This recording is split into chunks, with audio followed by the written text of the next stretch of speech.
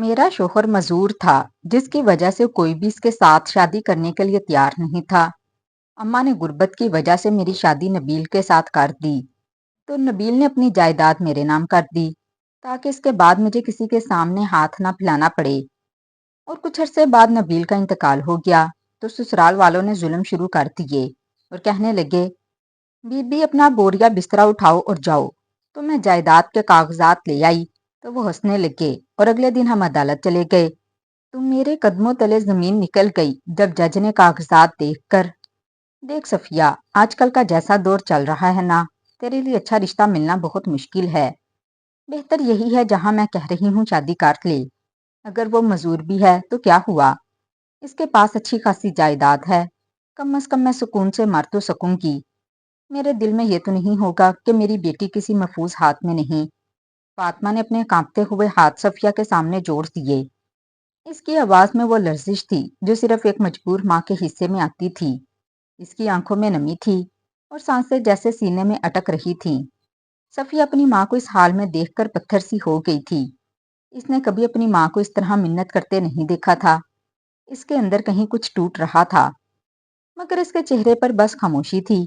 اس نے نظریں جھکا لیں اور اپنے ہاتھوں کو مضبوطی سے آپس میں جکڑ لیا، جیسے وہ خود کو سنبھالنے کی کوشش کر رہی ہو۔ اس کے دل میں بے شمار خیالات ایک ساتھ شور مچا رہے تھے، مگر اس کی زبان جیسے بند ہو چکی تھی۔ وہ جانتی تھی کہ اس کی ماں نے اپنی پوری زندگی صرف اس کے لیے گزاری ہے، اور اب جب وہ اتنی کمزور اور بیمار ہو چکی ہے تو اس کی سب سے بڑی فکر بھی صفیہ ہی ہے۔ یہی سوچ اسے اندر سے توڑ رہی تھی۔ وہ اپنی ماں کے سامنے انکار کرنے کی ہمت نہیں جٹا پا رہی تھی۔ وہ اپنی ماں کو کیسے کہہ سکتی تھی کہ ماں، میں یہ رشتہ نہیں کر سکتی، وہ تو ایک معذور انسان ہے۔ مگر اس کے دل میں ایک عجیب سا خوف بھی تھا جو اسے اس فیصلے سے دور بھگا رہا تھا۔ صفیہ نے کبھی اونچے خواب نہیں دیکھے تھے، اس نے کبھی کسی شہزادے کا انتظار نہیں کیا تھا، اور نہ ہی اس نے زندگی سے کوئی بڑی خواہش مانگی تھی۔ وہ بس ایک سادہ سی زندگی چاہتی تھی جہاں اسے عزت ملے، جہاں اسے 2 وقت کی روٹی ملے، جہاں وہ سکون سے سانس لے سکے۔ مگر اس کے ارد گرد کی دنیا نے اسے ہمیشہ یہ احساس دلایا کہ وہ اس قابل بھی نہیں ہے۔ پر اس کی لڑکیاں جب اس کے حسن کے قصے کرتی تھیں تو وہ بس ہلکا سا مسکرا دیتی تھی، مگر دل کے کسی کونے میں یہ امید ضرور جاگتی تھی کہ شاید اسے بھی ایک اچھا جیون ساتھی مل جائے گا۔ مگر وقت گزرتا گیا اور یہ امید بھی آہستہ آہستہ دم توڑنے لگی۔ جو بھی لوگ رشتہ لے کر آتے وہ گھر کی خستہ حالت دیکھ کر خاموشی سے واپس چلے جاتے تھے۔ ان کے چہروں پر لکھی ناگواری صفیہ کے دل کو چیر دیتی تھی۔ اسے ایسے لگتا تھا جیسے وہ کوئی بوجھ ہے جو ہر دروازے سے ٹھکرا دیا جاتا ہے۔ جہیز کے مطالبے اس کے کانوں میں گونجتے رہتے تھے اور وہ جانتی تھی کہ اس کے پاس دینے کے لیے کچھ بھی نہیں ہے۔ اس کی ماں کی بیماری اور گھر کی غربت نے ان دونوں کو ایسے جکڑ رکھا تھا کہ کوئی راستہ نظر نہیں آتا تھا۔ فاطمہ دن بہ دن کمزور ہوتی جا رہی تھی اور اس کے چہرے کی جھریاں اس کی فکر کی گواہی دیتی تھیں۔ وہ اکثر راتوں کو جاگتی رہتی اور صفیہ کو سوتا دیکھ کر خاموشی سے آنسو بہاتی تھی، جیسے وہ اپنے رب سے کوئی معجزہ مانگ رہی ہو۔ پھر ایک دن اچانک جیسے اندھیرے میں روشنی کی ایک لکیر نمودار ہوئی جب رشتے والی نے ان کے دروازے پر دستک دی۔ اس کی آواز میں ایک عجیب سی خوشی تھی۔ اس نے اندر آتے ہی مبارک دی اور فاطمہ کی آنکھوں میں امید کی چمک جاگ اٹھی۔ صفیہ بھی چونک کر اٹھ بیٹھی تھی۔ اس کا دل تیزی سے دھڑکنے لگا جیسے وہ کسی فیصلے کے دہانے پر کھڑی ہو۔ رشتے والی نے لڑکے کی جائیداد کا ذکر کیا، بتایا کہ لڑکا بہت امیر ہے، کھاتے پیتے گھرانے کا ہے۔ اس کے گھر کا حال بتایا اور ہر وہ بات کی جو سن کر ایک ماں کا دل مطمئن ہو سکتا تھا۔ فاطمہ کی آنکھوں میں آنسو آ گئے، مگر اس بار یہ آنسو خوشی کے تھے۔ صفیہ خاموشی سے سب سنتی رہی، مگر اس کے دل میں ایک سوال بار بار اٹھ رہا تھا کہ آخر اس لڑکے میں کیا بات ہے جو ابھی تک چھپی ہوئی ہے۔ جب رشتے والی نے آخر کار سر جھکا کر وہ بات کہی تو جیسے وقت ایک لمحے کے لیے رک گیا۔ اس نے کہا کہ لڑکا معذور ہے اور اکثر بیمار رہتا ہے۔ وہ صرف اپنی ماں کی آخری خواہش پوری کرنا چاہتا ہے۔ اس کی باتوں میں ہمدردی تھی اور یقین دہانی بھی کہ لڑکا بہت اچھا ہے اور صفیہ کو ہر طرح کی سہولت دے گا، مگر ازواجی زندگی کے تقاضے پورے نہیں کر سکے گا۔ یہ الفاظ صفیہ کے دل پر کسی بھاری پتھر کی طرح گرے تھے۔ اس کے اندر جو تھوڑی سی امید باقی تھی وہ بھی بکھر سی گئی۔ ایسا لگا اسے جیسے اس کے خوابوں کا چھوٹا سا گھر بھی زمین بوس ہو گیا ہو۔ رشتے والی کے جانے کے بعد گھر میں ایک عجیب سی خاموشی چھا گئی تھی۔ فاطمہ کے چہرے پر سنجیدگی تھی، مگر اس کے اندر ایک فیصلہ پہلے ہی جنم لے چکا تھا۔ اس نے صفیہ کو اپنے پاس بلایا اور نرم لہجے میں اس سے بات کرنا شروع کی۔ اس کے ہر لفظ میں التجا تھی اور ہر سانس میں بے بسی۔ صفیہ اس کی باتیں سنتی رہی، مگر اس کے دل میں ایک طوفان برپا تھا۔ وہ جانتی تھی کہ یہ شادی اس کے لیے قید سے کم نہیں ہوگی۔ وہ اپنی زندگی پہلے ہی ایک بیمار ماں کے سہارے گزار چکی تھی، اور اب اسے ایک ایسے رشتے میں بندھنا تھا جہاں وہ خود ایک بوجھ بن کر رہ جائے گی۔ اس نے کبھی ایسی زندگی کا خواب نہیں دیکھا تھا جہاں محبت نہ ہو، جہاں امید نہ ہو، اور جہاں صرف ذمہ داری کا بوجھ ہو۔ فاطمہ کے بار بار اصرار نے آخر کار اس کے صبر کا بندھن توڑ دیا، اور اس نے دھیمی مگر مضبوط آواز میں انکار کر دیا۔ اس نے کہا وہ شادی نہیں کرے گی، وہ اکیلے زندگی گزار لے گی، مگر اپنے آپ کو اس رشتے میں نہیں باندھے گی جہاں اس کا وجود صرف ایک فرض بن کر رہ جائے۔ فاطمہ اس کی بات سن کر ساکت رہ گئی، جیسے اس نے کبھی سوچا ہی نہ ہو کہ صفیہ اس طرح انکار کرے گی۔ اس کے چہرے پر دکھ اور حیرت دونوں تھے، اور آنکھوں میں وہ سوال تھا جس کا جواب شاید صفیہ کے پاس بھی موجود نہیں تھا۔ گھر کی فضا ایک بار پھر بھوجل ہو گئی، اور دونوں ماں بیٹی اپنی اپنی سوچوں میں گم خاموش بیٹھی تھیں، جیسے وقت ان کے درمیان کہیں رک سا گیا ہو۔ فاطمہ نے اس دن کے بعد جیسے اپنی ساری ہمت جمع کر لی، اور وہ صفیہ کے سامنے بار بار وہی بات دہراتی رہی کہ بیٹی، یہ دنیا بہت سخت ہے۔ اکیلی لڑکی کو کوئی جینے نہیں دیتا، تم ابھی جوان ہو اور خوبصورت بھی ہو، لوگ تمہیں چین سے نہیں رہنے دیں گے۔ میں کب تک تمہارے ساتھ رہوں گی؟ میرے بعد تمہارا کیا بنے گا؟ اس کی آواز میں ایسا درد تھا جو سیدھا صفیہ کے دل میں اترتا جا رہا تھا۔ وہ ہر رات اپنی ماں کو کھانستے ہوئے دیکھتی تھی، اور اس کی کمزور ہوتی سانسیں اسے خوفزدہ کر دیتی تھیں۔ فاطمہ کبھی کبھی رات کے اندھیرے میں اس کا ہاتھ پکڑ کر کہتی تھی، مجھے بس تمہاری فکر ہے۔ اگر تم کسی کے سہارے میں چلی جاؤ گی تو میں سکون سے آنکھیں بند کر سکوں گی۔ صفیہ کا دل ان باتوں سے بوجھل ہو جاتا۔ وہ اپنی ماں کے بغیر زندگی کا تصور بھی نہیں کر سکتی تھی، مگر وہ یہ بھی جانتی تھی کہ اس کی ماں کا ہر لفظ سچائی پر مبنی ہے۔ ایک دن فاطمہ نے اسے اپنے سینے سے لگا کر بہت روئی۔ اس کے آنسو صفیہ کے دل کو نرم کر گئے۔ اس نے اپنی ماں کے چہرے کو غور سے دیکھا جس پر بیماری اور فکر کے سائے گہرے ہو چکے تھے، اور اسی لمحے اس نے خاموشی سے ہار مان لی۔ اس نے اپنی خواہشات کو اپنے دل میں دفن کر دیا، اور سر جھکا کر اس رشتے کے لیے ہاں کر دی، کیونکہ وہ اپنی ماں کی آخری خوشی چھیننے کی ہمت نہیں کر پا رہی تھی۔ شادی بہت سادہ انداز میں ہوئی تھی، نہ کوئی بڑی تقریب تھی اور نہ ہی کوئی خاص رونق، مگر فاطمہ کے چہرے پر عجیب سی تسلی تھی، جیسے اس نے اپنی سب سے بڑی ذمہ داری پوری کر دی ہو۔ صفیہ کا دل بوجھل تھا، مگر اس نے اپنے چہرے پر مصنوعی مسکراہٹ سجائی رکھی تھی۔ نکاح کے بعد جب وہ نبیل کے گھر پہنچی تو گھر بہت بڑا اور خوبصورت تھا، صاف ستھرا اور ہر سہولت سے آراستہ، مگر اس خوبصورتی میں ایک عجیب سی ویرانی بھی تھی، جیسے اس گھر میں رہنے والوں میں سے اپنائیت ختم ہو چکی ہو۔ نبیل ایک کمرے میں بستر پر نیم دراز تھا، اس کا چہرہ زرد تھا، اور آنکھوں میں تھکن اور اداسی جھلک رہی تھی۔ وہ کمزور آواز میں بات کرتا، اور اس کی حرکات سے صاف ظاہر ہوتا تھا کہ وہ شدید بیماری میں مبتلا ہے۔ صفیہ نے اسے دیکھا تو اس کے دل میں ایک ہمدردی سی جاگی، اور اس نے دل ہی دل میں فیصلہ کیا کہ وہ اس شخص کو کبھی اکیلا محسوس نہیں ہونے دے گی، چاہے اس کی اپنی زندگی کتنی ہی مشکل کیوں نہ ہو۔ نبیل کے بہن بھائیوں کا رویہ شروع سے ہی عجیب تھا۔ وہ اس شادی کو سنجیدگی سے نہیں لے رہے تھے، اور اکثر طنزیہ انداز میں بات کرتے تھے۔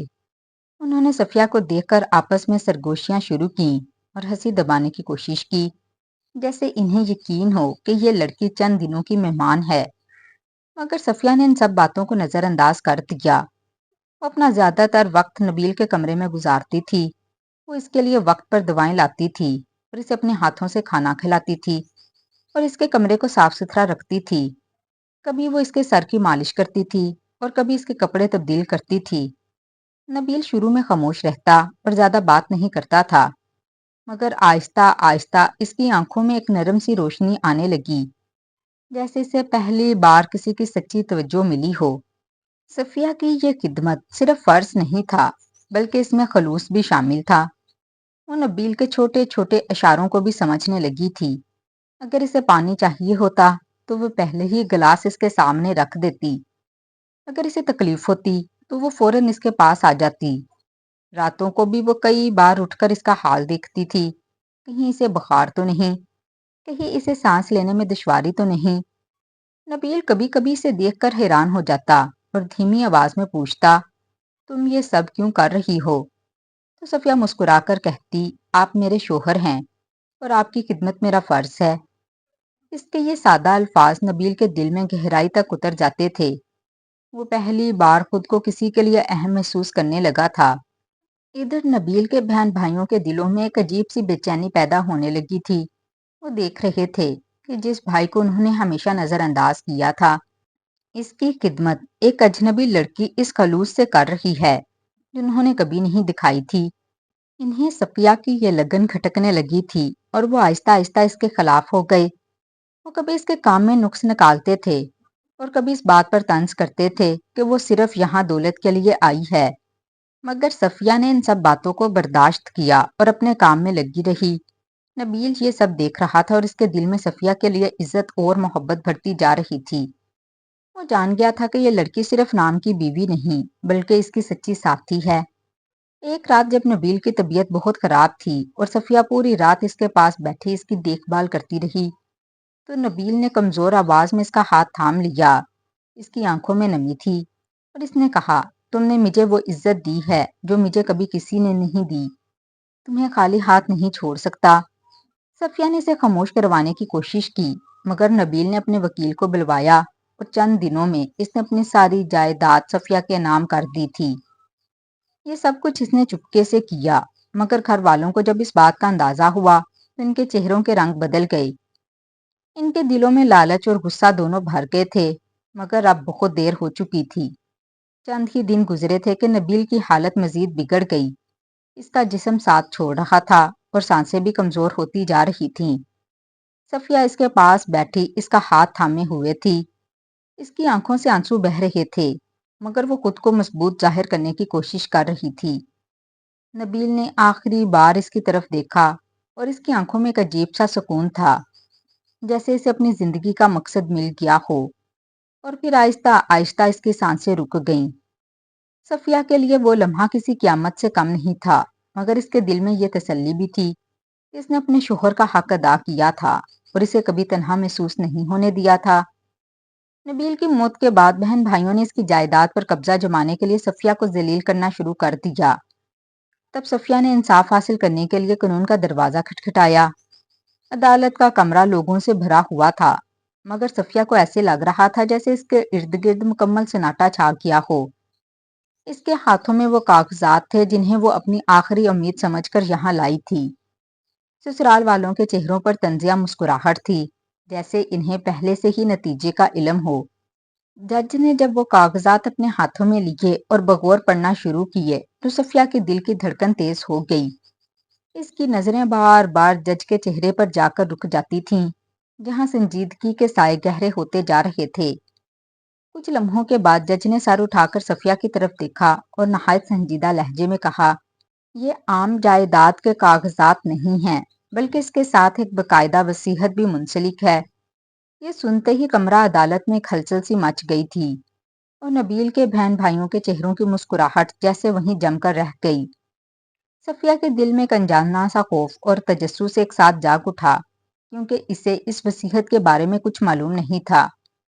جج نے وصیت کے الفاظ بلند آواز میں پڑھنا شروع کیے تو ہر لفظ صفیہ کے دل پر نقش ہوتا چلا گیا۔ نبیل نے اپنی صاف اور واضح تحریر میں لکھا تھا کہ اس کی ساری جائیداد بلا شرط صفیہ کے نام ہے اور کوئی بھی شخص اس پر دعویٰ نہیں کر سکتا۔ اس نے یہ بھی لکھا تھا کہ اس کی بیوی نے اس کے ساتھ وہ سلوک کیا جو شاید اس کے اپنے بھی نہ کر سکے، اور وہ اس احسان کا بدلہ کبھی نہیں چکا سکتا۔ اس کے بعد وہ الفاظ آئے جنہوں نے صفیہ کی آنکھوں میں آنسو بھر دیے۔ نبیل نے اسے سختی سے ہدایت دی تھی کہ وہ اس کی موت کے بعد اپنی زندگی کو اسی دکھ اور تنہائی میں قید نہ کرے، बल्कि वो दोबारा शादी करे और एक नई जिंदगी शुरू करे। इसने इसे कसम दी थी कि वो इसकी इस ख्वाहिश को हर हाल में पूरा करेगी, क्योंकि वो नहीं चाहता था कि सफिया अपनी जवानी तन्हाई में गुजार दे। इसने ये भी लिखा था कि अगर सफिया इसकी इस बात को नजरअंदाज करेगी तो वो कभी सुकून से नहीं रह सकेगा। ये अल्फाज पढ़ते हुए जज की आवाज में भी हल्की सी नरमी आ गई और अदालत में मौजूद हर शख्स खामोश होकर सुन रहा था। वसीयत में आगे लिखा था कि नबील ने अपनी जायदाद का जो हिस्सा जाहिर किया था, हकीकत में इससे कहीं ज्यादा असासे इसके नाम हैं, जो सबके सब सफिया के हवाले किए जा रहे हैं। ये सुनते ही नबील के बहन भाइयों के चेहरों पर हवाइयां उड़ने लगीं, क्योंकि वो जिस जायदाद के लालच में सफिया को घर से निकालना चाहते थे, हकीकत में वो जायदाद इससे कहीं ज्यादा थी। सफिया के हाथ कांपने लगे और इसकी आंखों से आंसू बहने लगे, क्योंकि इसे अंदाजा हो रहा था कि नबील ने इसके लिए कितनी बड़ी कुर्बानी दी है और इस पर कितना एतमाद किया है। वसीयत के आखिरी हिस्से में नबील ने लिखा था कि सफिया एक नेक दिल और बावफा औरत है और वो जहां भी जाएगी खुशियां बांटेगी और लोगों के लिए आसानी पैदा करेगी। इसने दवा दी थी कि इसकी जिंदगी हमेशा सुकून और इज्जत से रहे और वो कभी किसी के सामने झुकने पर मजबूर ना हो। जज ने जब ये वसीयत पढ़कर सुनाई तो अदालत का फैसला वाजिया था कि जायदाद पर मुकम्मल हक सिर्फ सफिया का है और कोई भी इसमें मुदाखलत नहीं कर सकता। नबील के बहन भाइयों के चेहरे शर्मिंदगी और गुस्से से सुर्ख हो चुके थे, मगर अब इनके पास कहने के लिए कुछ नहीं बचा था। सफिया के दिल में एक अजीब सी कैफियत थी और इसके आंसू नहीं रुक रहे थे, मगर इन आंसुओं में अब सिर्फ दुख नहीं था, बल्कि एक अजीब सी ताकत भी शामिल हो चुकी थी। इसे ऐसे लगा जैसे नबील आज भी इसके साथ खड़ा है और इसे सहारा दे रहा है। इसने दिल ही दिल में नबील की रूह के लिए दवा की और इसकी वसीयत को पूरा करने का अहद किया। वक्त गुजरता गया और सफिया ने आहिस्ता आहिस्ता अपनी जिंदगी को संभालना शुरू किया। इसने नबील की दी हुई दौलत को सिर्फ अपने आराम के लिए इस्तेमाल नहीं किया, बल्कि इससे दूसरों की मदद भी करना शुरू कर दी। वो अक्सर ऐसे घरों की लड़कियों के बारे में सोचती थी जो इसकी तरह गुर्बत की वजह से रिश्तों से महरूम रह जाती हैं। वो ये सब हालात देखकर इसका दिल दुख से भर जाता था। नबील की वसीयत के अल्फाज इसके जहन में गूंजते रहते और वो जानती थी कि इसे अपनी जिंदगी को एक नए रास्ते पर ले जाना है। एक दिन इसने फैसला किया कि वो अपनी दूसरी शादी करेगी, मगर इस बार वो किसी अमीर या जायदाद वाले शख्स को नहीं चुनेगी, बल्कि एक ऐसे इंसान को अपना साथी बनाएगी जो किरदार में मजबूत हो और जिसे सिर्फ एक सहारे की जरूरत हो। सफिया ने एक गरीब मगर खुददार लड़के का इंतखाब किया जो अपनी मेहनत से जिंदगी गुजार रहा था, मगर वसाइल की कमी ने इसे बहुत पीछे रखा हुआ था। जब इसने इस लड़के से शादी का फैसला किया तो लोगों ने तरह तरह की बातें की, मगर सफिया ने किसी की परवाह नहीं की, क्योंकि वो जानती थी कि इसका फैसला दुरुस्त है। इसने इस लड़के के साथ सादा सी शादी की और एक नई जिंदगी का आगाज किया, जहां इज्जत मोहब्बत और सुकून था। इसने न सिर्फ अपनी जिंदगी को संवारा, बल्कि अपने शोहर के साथ मिलकर दूसरों की मदद भी शुरू कर दी। इसके इस फैसले से कई लोगों की जिंदगियां बदल गईं और वो सब इसके एहसानमंद हो गए। सबकी अक्सर रातों को आसमान की तरफ देखती थी और नबील को याद करके मुस्कुरा देती। इसे महसूस होता कि इसने न सिर्फ एक अच्छे शोहर का हक अदा किया, बल्कि इसकी आखिरी ख्वाहिश को भी पूरा करके इसकी रूह को सुकून दिया। इसकी जिंदगी अब एक नई रोशनी से भर चुकी थी और वो जानती थी कि हर मुश्किल के बाद आसानी जरूर आती है। बस शर्त यह है कि इंसान सब्र और हौसले का दामन ना छोड़े। तो नाजरीन, कैसी लगी आज की कहानी कमेंट बॉक्स में लाजमी बताइएगा। कहानी पसंद आई हो तो वीडियो को लाइक और चैनल को सब्सक्राइब कर दें। मिलती हूँ किसी और अच्छी कहानी के साथ।